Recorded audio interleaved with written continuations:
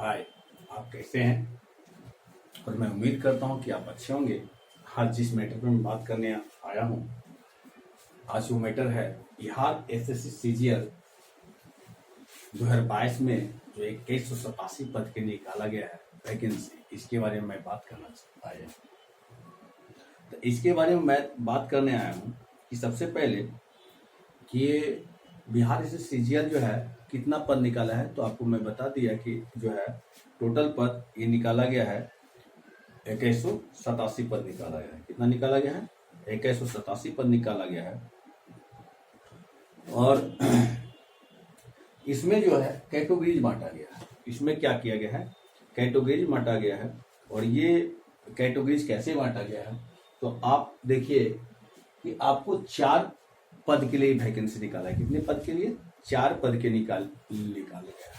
पहला है सचिवालय सहायक, दूसरा है प्लानिंग सहायक, तीसरा है मलेरिया इंस्पेक्टर, चौथा है आपको डाटा एंट्री, और पांचवा है 5 बुक निकाला गया था। अब पांचवा जो है ऑडिटर के निकाला गया है। पांचवा क्या निकाला गया है?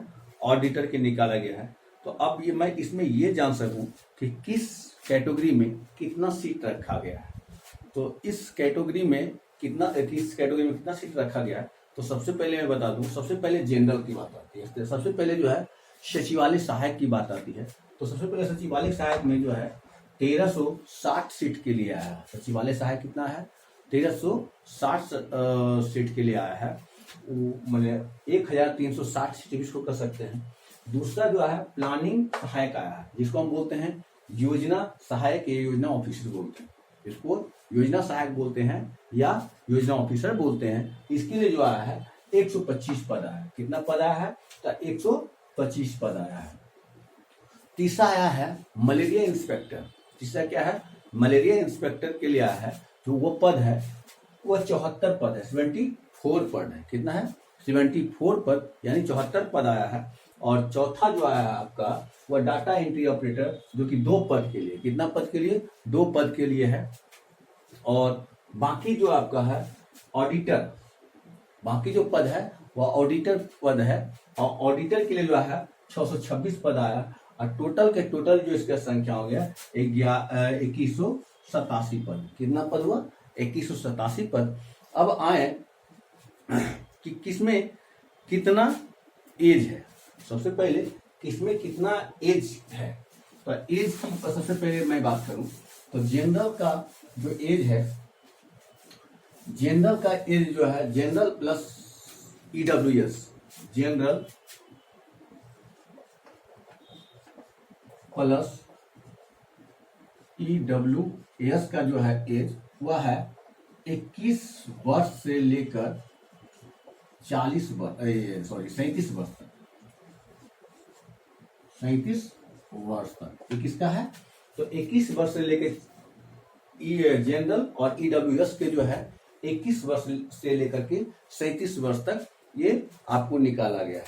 दूसरा जो है आपको निकाला गया है, दूसरा का एज क्या है? तो दूसरा का एज जो है आपको ओबीसी। दूसरा जो आता है क्या? ओबीसी। ओबीसी का जो है 21 से लेकर के 40 तक, 21 से लेकर के 40 वर्ष तक है। ओबीसी कितना है? तो 21 वर्ष से लेकर के 40 वर्ष तक है। और तीसरा जो है आपका एससी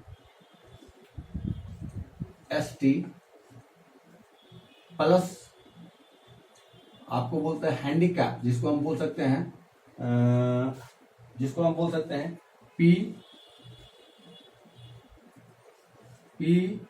डब्ल्यू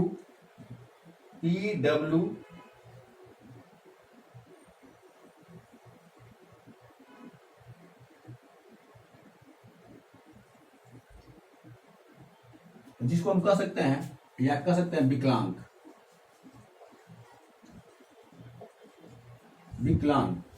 तो ये जो है ये तीनों मिला के जो दिया है आपका, ये 21 से लेकर के 42 वर्ष तक।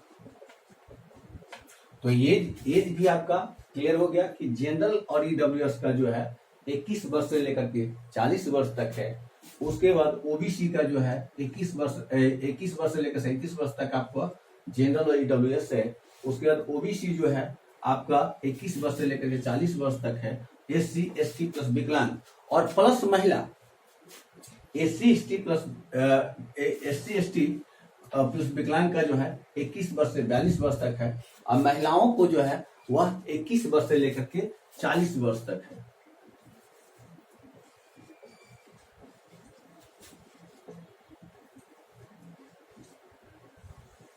महिलाओं को जो है 21 वर्ष से 40 वर्ष तक है। तो ये तीनों का आपको एज भी क्लियर हो गया, चारों का। अब आगे बढ़ते हैं कि किसका कम से कम क्वालिफाइड मार्क्स होना चाहिए, किस कैटेगरी में कितना क्वालिफाइड मार्क्स कम से कम होनी चाहिए, जो कि आपका सिलेक्शन का मिनिमम जो उठाया कैटेगरी वह क्वालिफाइंग मार्क्स पर उठाया गया है। मिनिमम जो उठाया जाएगा कि उतना से नीचे रहेगा तो आपको उठाया नहीं जाएगा। तो सबसे पहले आते हैं जनरल। सबसे पहले जनरल में जो उठाया जाएगा वह आपको होनी चाहिए मिनिमम 40%। मिनिमम कितना परसेंट होना चाहिए? 40% होना चाहिए मिनिमम। और आपको जो है वो मैंने ईडब्ल्यूएस में जो है होना चाहिए 36.5%, 36.5%। कितना होना चाहिए? 36.5% होना चाहिए। उसके बाद आपको आता है कि ओबीसी, ओबीसी का मिनिमम होना चाहिए 34%। मिनिमम कितना होना चाहिए? 34%। उसके बाद आपको आता है एससी एसटी और विकलांग। उसके बाद है एससी एसटी प्लस विकलांग। ये इसका होना चाहिए कुल का 32%। इतना मिनिमम रहेगा तब आपका क्या होगा, या महिला।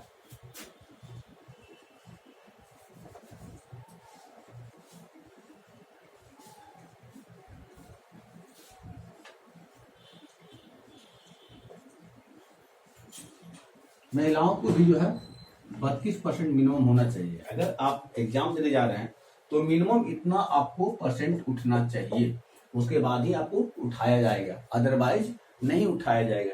तो याद रखें ये मेन चीज है कि आपको जनरल से अगर आते हैं तो 40% चाहिए, अगर ईडब्ल्यूएस से आते हैं तो 36.5% चाहिए, अगर आप ओबीसी से आते हैं तो 34% चाहिए, अगर आप जो है एससी एसटी विकलांग से आते हैं तो 32% चाहिए, और महिलाओं से अगर आते हैं, महिलाओं अगर आते हैं तो आपको 32% चाहिए। इतना आपको क्वालिफाइंग मार्क्स जरूरी है। इसके आगे है कि आपका पे लेवल क्या है। पे लेवल क्या है? तो पे लेवल में बता दूं कि अगर आप जो है सचिवालय सहायक के लिए हैं, प्लानिंग ऑफिसर के लिए हैं, मलेरिया इंस्पेक्टर के लिए हैं, तो आपको जो इसका आपको पे लेवल है वह 44,900 रुपया, यानी 44,900 है। 44,900 है। इस 7वां पे बैंड है। ये जो आपका है ये तीनों का तीनों, मलेरिया इंस्पेक्टर हो, चाहे आपको प्लानिंग ऑफिसर हो, चाहे आपको सहायक सचिवालय हो, इसमें जो है आपको टोटल के टोटल कितना है? 44,900 है, जिसका कि 7वां पे से जो दिया जाएगा। दूसरा आता है कि आपका जो है डाटा एंट्री ऑपरेटर का क्या है। तो डाटा एंट्री ऑपरेटर का जो है वह आपका 6ठा पे से मिलेगा। किस पे से मिलेगा? 6ठा पे से। अभी इसमें 7वां पे लागू नहीं हुआ है, इसमें जो मिलेगा आपको 6ठा पे से, और इसका कितना है? तो 35,400 है।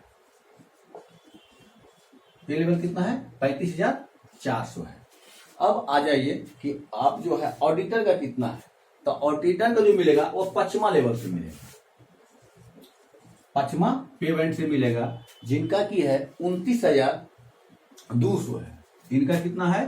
तो 29,200 है। ये 5वां पे बैंड से आपका है। अगर पूछेंगे सर कि इतना तो मेरा पे बैंड है सर, तो मैं ये है।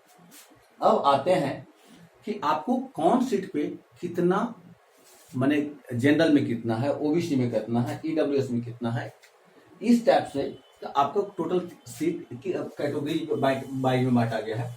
तो किस कैटेगरी में कितना सीट है। तो मैं सबसे पहले आता हूं कि सबसे पहले कोई आते हैं तो जनरल में आते हैं। क्या आते हैं? जनरल का कितना है? तो जनरल का जो है आपको 880 पद है। जनरल कितना है? 880 पद है। उसके बाद जो है आपको ईडब्ल्यूएस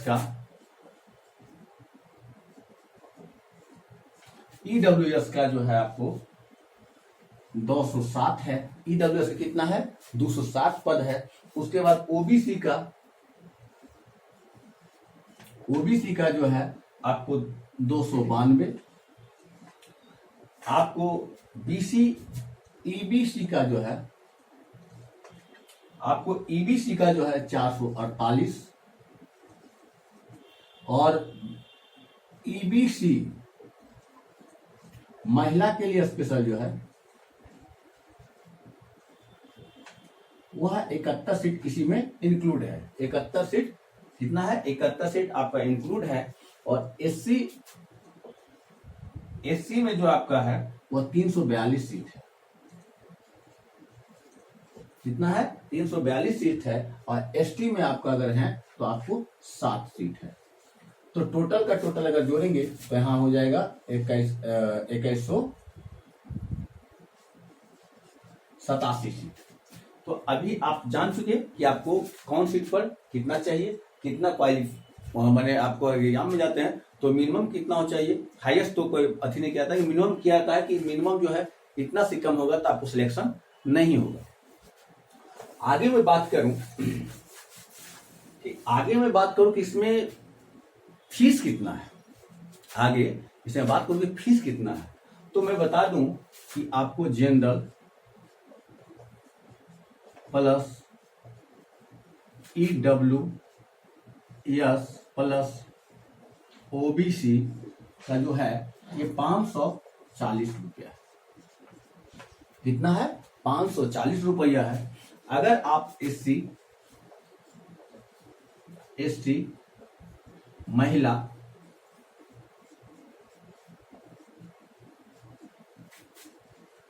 प्लस अगर बाहरी राज्य के हैं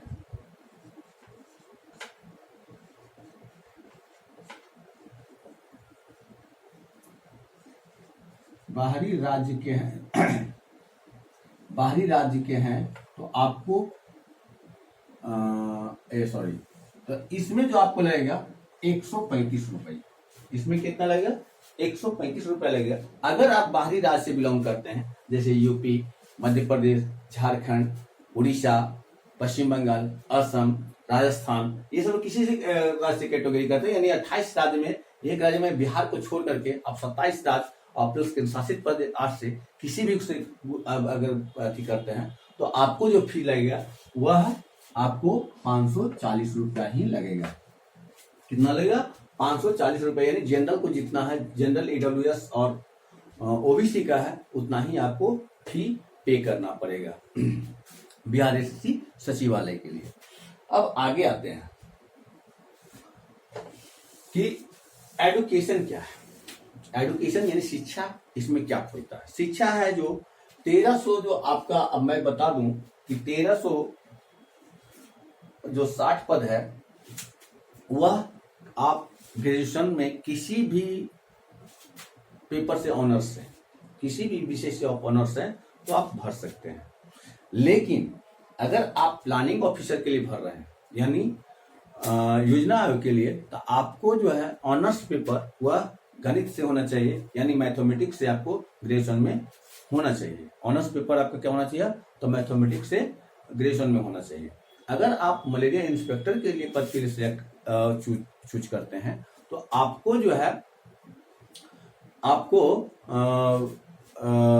जीव विज्ञान, बॉटनी से चाहे जूलॉजी से आपका ऑनर्स पेपर होनी चाहिए।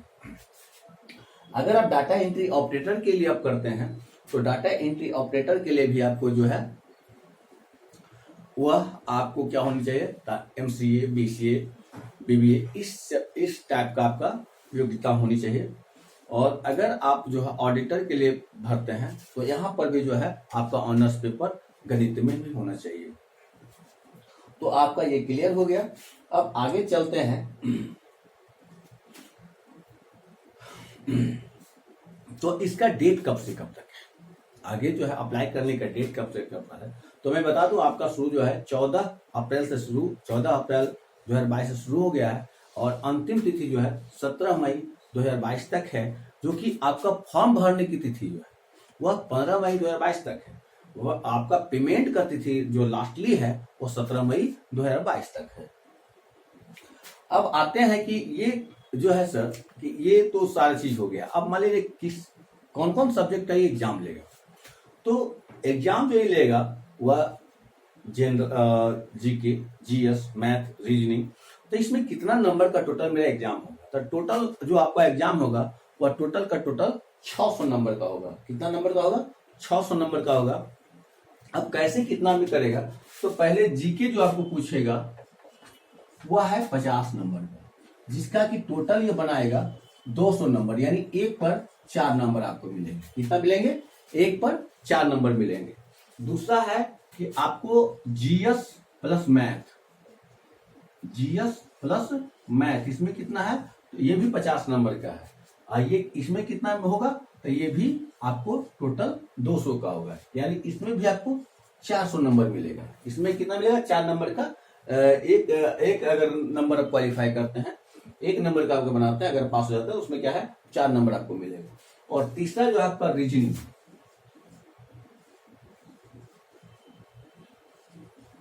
क्या है? रीजनिंग, ये भी कितना का है, तो 50 नंबर का है। और ये कितना है आपको, ये टोटल 200 नंबर का, ये भी एक पर 4 नंबर मिलेगा, यानी टोटल का टोटल जो आपका अंक होगा कितना, 600 का होगा। तो आप समझ गए। अब आता है बात, एक लास्टली बात आती है इसमें कि सर आपको जो है कभी कभी क्वेश्चन राइज होता है, कल मेरे कमेंट में आता है कि सर मतलब जिस कैटेगरी में हम रहेंगे क्या उसी कैटेगरी में मेरा दिया जाएगा। तो ऐसा कोई बात नहीं है। अगर आप मान लीजिए आप सपोज कीजिए कि आप SC ST में है प्लस विकलांग है,